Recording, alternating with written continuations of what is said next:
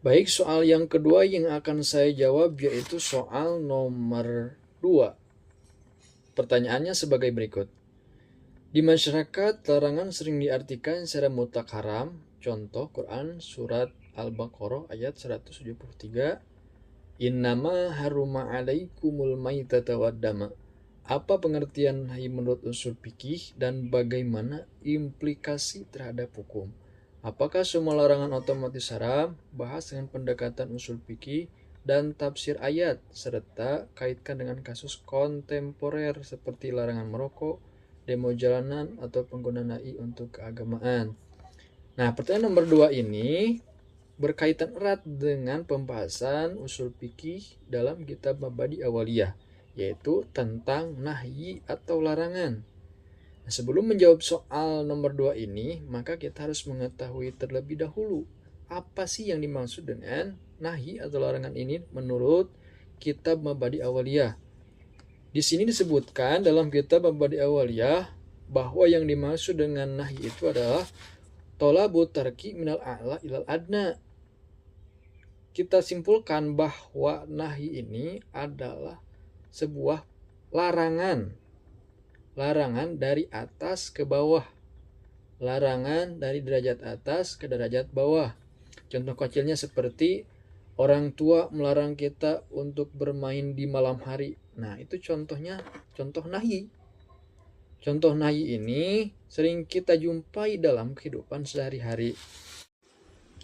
Untuk mengetahui lebih jelas tentang nahyi, kita masuk ke dalam pembahasan ayat yang berkaitan dengan nahyi. Contoh ayat seperti surat Al-Baqarah ayat 173 yang berbunyi Innama harruma alaikumul maitata waddama, sesuai dengan soal yang di atas. Nah, di sini potongan ayat tersebut berisi tentang haramnya seseorang memakan bangkai dan meminum darah. Nah, lalu di sini apakah haramnya itu bersifat mutlak atau tidak? Maka jika kita memakai ilmu usul fikih, hukum ini tidak selamanya mutlak. Karena apa?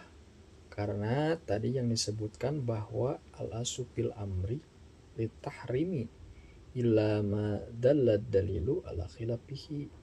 Sesuatu bisa dikatakan mutlak haram jika tidak ada qarinah atau alasan yang memalingkan dari asal hukum tersebut.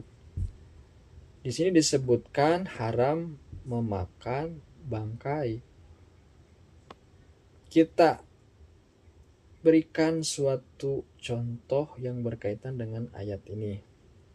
Contoh seperti seseorang yang tersesat di hutan atau di suatu tempat yang jauh dari makanan-makanan yang layak untuk dimakan.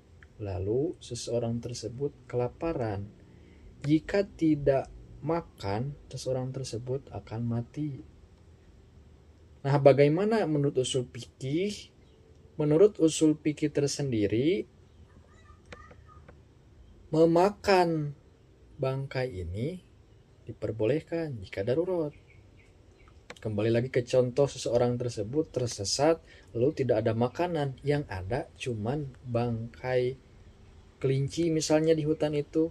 Nah, maka memakan bangkai tersebut diperbolehkan. Karena apa alasannya? Karena bersifat darurat. Jika tidak makan, seseorang tersebut akan meninggal atau mati. Nah, ini yang dimaksud dengan al-aslu bin nahi litahrimi illa madalla dalilu ala khilafihi. Nah, ini yang dimaksud dengan alasan yang merubah hukum asal tersebut. Sesuai dengan tafsir ayat, yaitu ayat ini menegaskan bahwa tidak semua bangkai itu haram, tidak semua darah itu haram. Ada sebuah pengecualian. Di sini dikecualikan bahwa bangkai itu tidak semuanya haram kecuali bangkai ikan ataupun bangkai belalang ataupun hewan yang tidak mempunyai darah. Dan tidak semua darah itu haram. Ada yang halal untuk dikonsumsi seperti limpa atau hati. Nah, itu hukumnya halal. Nah, berarti ini merupakan suatu pendekatan dengan tafsir. Maka dapat disimpulkan bahwa haramnya memakan bangkai, haramnya memakan darah atau meminum darah tidak bersifat mutlak menurut usul fikih dan menurut tafsir ayat. Untuk lebih dalamnya lagi mengenai nahyi, kita berikan contoh yang berkaitan dengan nahyi yang ada dalam kehidupan sehari-hari.